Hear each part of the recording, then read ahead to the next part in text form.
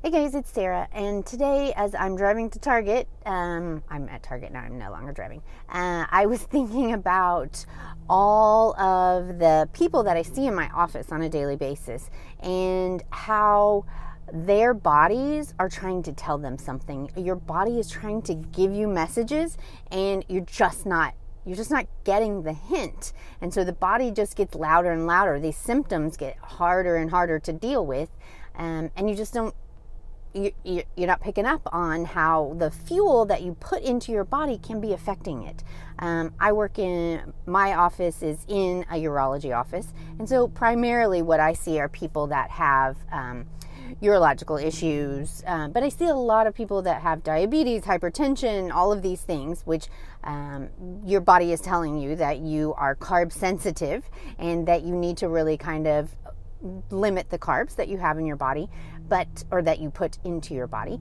But also on occasion, I get to see people that are having some kind of like urological urgency, like urination urgency, getting up a lot in the night, which can also be related to diabetes. But the urological urgency. So yesterday I had this kid come in and he's just having this urgency. He's having bladder irritation and he just doesn't know what's going on.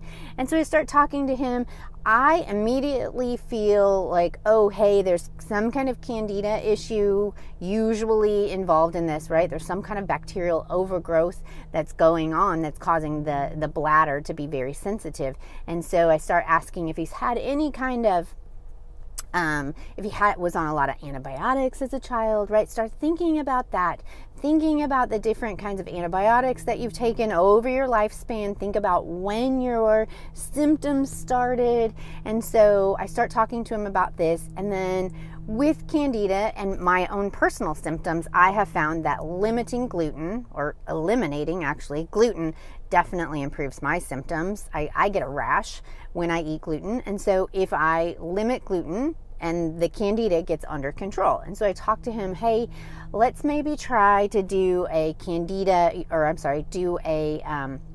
diet for 30 days, and then we'll reintroduce gluten and see how your body responds. You know, if your symptoms get better, let's see what's going on. And he, mentions that he works in a sub shop, so that's going to be difficult, but that his mom has celiac and a gluten allergy, and hey, let's maybe take care of this and get on top of it. So, and get you tested for celiac. First off, you don't necessarily, just because you don't come up with celiac, right? Only 1% of the population actually has celiac. You have to have the genes and you have to have the triggering events and all of those things for celiac to actually develop. But you can have a gluten sensitivity like me. So I have one of my clients that has an anaphylactic reaction to gluten, but there's that IgE allergy with the anaphylaxis where your throat closes, or the IgG food intolerance where it's leaky gut, right? Your gut has been inflamed, things are getting out into your bloodstream and your body's producing antibodies. So it'll be 12 to 24 hours before I get the rash.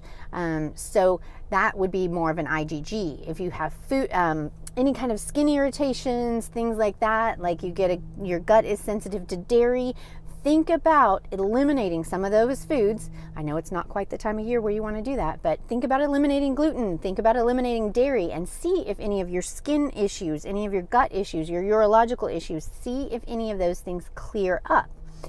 If you need help with any of this, of course, you can call me, you can come into the office, I can help you with any of this. But I just wanted to kind of make this video and point out that your body is really trying to communicate with you.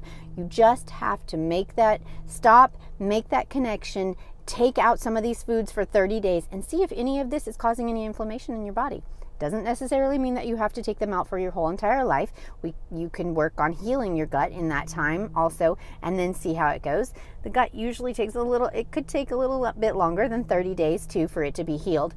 But there's definitely things that we can talk about and help work through if you need any help with that. So just think about listening to your body and what symptoms you're having and how it's trying to tell you something. Okay. Hopefully I can find the Lego set that my kids want. I'll talk to you soon.